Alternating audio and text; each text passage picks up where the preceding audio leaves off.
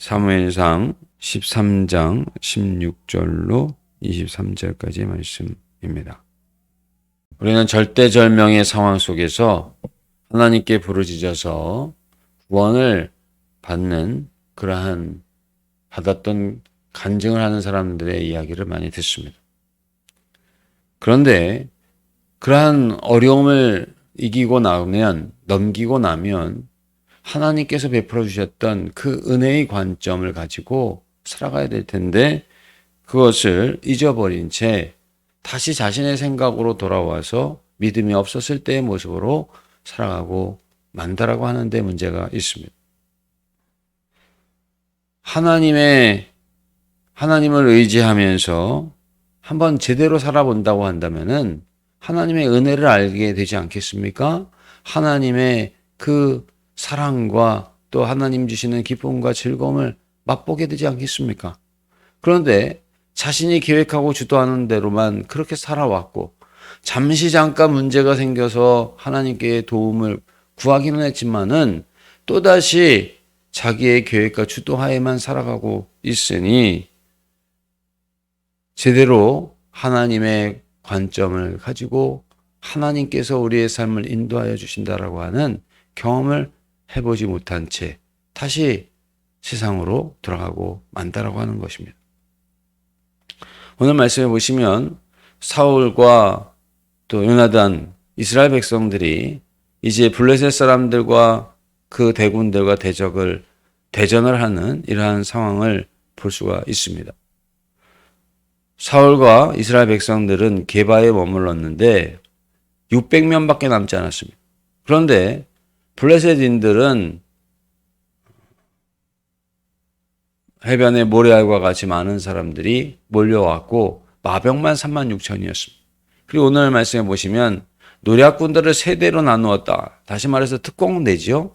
특공대가 이 게바에 있는 이스라엘을 향해서 세 대로 나누어서 공격하고자 하는 이러한 가운데 있고 또 그 본대도 역시 이스라엘을 향해서 에워싸고 전쟁을 이제 앞두고 있는 이러한 상황 속에서 풍전등화와 같은 그러한 모습으로 이스라엘이 있는 것을 볼 수가 있습니다. 블레셋 사람들이 쳐들어왔을 때 하나님을 의지했다라고 한다면은 사실 하나님을 의지할 수밖에 없는 상황 아닙니까? 그런데 하나님을 의지하고 하나님의 말씀을 기억하고 엎드려 기도하면서 사무엘과의 약속을 생각하고 더 하나님 앞에 나아갔다라고 한다면은 얼마나 좋았겠습니까? 그런데 사울은 그렇게 하지 않았습니다. 하나님 앞에 드려야 될 제사를 사무엘이 드려야 될 제사를 자신이 스스로 드리며 승리만을 바라보느라 하나님을 잊고 하나님의 뜻을 거역하고 말았던 사울의 그러한 망령된 행위를 사무엘이 와서 꾸짖었던 것을 우리가 볼 수가 있습니다. 하나님 앞에 엎드릴 수밖에 없는 절대절명의 상황에서도 하나님 앞에 엎드릴 생각을 못하는 사울의 모습 어떻게 생각하십니까? 오늘 믿음이 없는 사람들도 어려움이 오면 하나님을 찾기 마련 아닙니까? 그런데 사울을 생각해 보십시오. 하나님께서 왕으로 세워주셨고 또 암몬의 나하스를 쳐부셨던 그러한 하나님 은혜 속에서 승리했던 경험을 가지고 있었던 사울입니다. 그런데 이러한 어려운 상황 속에서 절대절명의 상황 속에서도 하나님 앞에 엎드리지 않는 것 이것에 대해서 우리는 은혜가 말라버렸다 이렇게밖에 말할 수 없는 것입니다.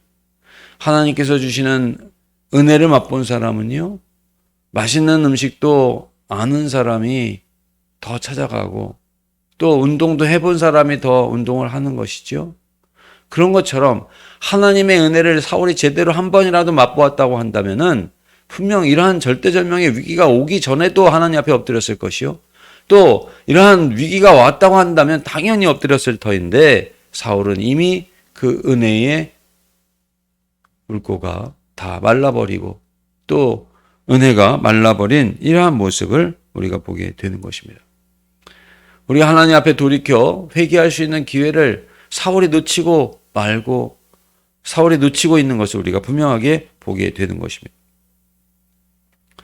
사울이 승리에만 도취해 있지 않았다고 한다면, 승리만 생각하지 않았다고 한다면, 하나님을 잠시라도 생각했다고 한다면은 모든 것 위에 크신 하나님, 모든 불가능한 것이 없으신 하나님, 어려움도 다 이기게 하시고 환난도 다 극복하게 하시는 하나님께서 문제를 바꾸어서 복으로 역사하시는 하나님께서 분명히 사울을 도와주셨을 것입니다. 히스기야를 생각해 보십시오. 아수르의 대군과도 18만 5천의 그 대군이 이스라엘을 둘러싸고, 그리고 랍사게가 히스기야를 그렇게 비방하며 히브리 말로 이야기할 때, 하나님 앞에 간절하게 기도하였을 때 하루아침에 하나님께서 천사를 보내셔서 그들을 송장이 되게 그렇게 역사하시지 않았습니까? 하나님은 모든 것이 가능하십니다. 하나님께서는 모든 것을 바꾸어 주실 수 있습니다. 도와주실 수 있는 것이죠. 회개의 때를 놓치지 않고 은혜를 알고 은혜가 말라버릴 때까지 그렇게 하나님을 찾지 않았던 사울에게 문제가 있었던 것입니다. 오늘 우리는 하나님 앞에 회개하고 돌아갈 때를 놓치지 않는 그런 성도님들이 되시기를 바랍니다. 오늘이라고 하는 날이 바로 하나님 앞에 돌아가야 될 때는 아닌지 다시 한번 돌이켜 보시고, 우리가 살아가는 모든 삶이 하나님의 은혜입니다. 그러한 은혜를 잠시라도 잊고 있었다면 오늘이 바로 그때다. 사울이 잊고 있었던 그때, 절대절명의 순간에 하나님 앞에 엎드려야 됐던 그때이며, 또 하나님께서 은혜의 물꼬를 틀어주실 때 그 앞에 엎드려야 될 때고, 부흥의 물길을 열어주실 때 바로 우리가 기도해야 될 그때라고 하는 사실을 우리가 기억하시고, 하나님 앞에 회개의 자리로 나아가고 은혜의 자리로 나아가고 하나님 앞에 그 기쁨과 즐거움의 자리로 나아갈 수 있는 우리 모든 성도님들이 되시기를 간절히 원합니다. 사랑과 은혜의 하나님 아버지, 오늘 우리들의 삶 속에 늘 함께하여 주시니 감사드립니다. 모든 우리들의 기쁨과 즐거움과 복은 위로부터 내려주시는 온갖 선물이 다 하나님께서 주시는 것이요, 빛들의 아버지께서 주시는 것인 줄로 믿습니다. 하나님, 우리가 주님을 늘 바라보는 삶을 살아가게 도와 주시옵소서. 회개의 때를 잊지 않게 하시고, 오늘 사울과 같이 망령되이 행하는 것이 아니라 절대절명의 순간에도 엎드려 기도할 줄 모르는 자가 아니라 주님 앞에 회개의 순간을 알게 하시고 은혜를 부어주시는 때를 알아차릴 수 있는 그러한 분별력을 허락하여 주시고, 또 주님만을 바라보는 믿음이 우리에게 있게 하여 주옵소서. 오늘 전교인 특별 새벽 기도의 두 번째 날로 함께 기도하게 하시니 감사드립니다. 하나님, 저희들이 사랑 축제를 앞두고 있습니다. 함께하여 주셔서 하나님 영화롭게 하는 귀한 시간 되게 도와 주옵소서. 모든 것을 감사드리며 예수님의 이름으로 기도드리옵나이다. 아멘. 하늘에 계신 우리 아버지여, 이름이 거룩히 여김을 받으시오며 나라의 임하옵시며 뜻이 하늘에서 이룬 것 같이 땅에서도 이루어지이다. 오늘날 우리에게 일용할 양식을 주옵시고 우리가 우리에게 죄 지은 자를 사하여 준 것 같이 우리 죄를 사하여 주옵시고 우리를 시험에 들게 하지 마옵시고 다만 악에서 구하옵소서. 대개 나라와 권세와 영광이 아버지께 영원히 있사옵나이다. 아멘.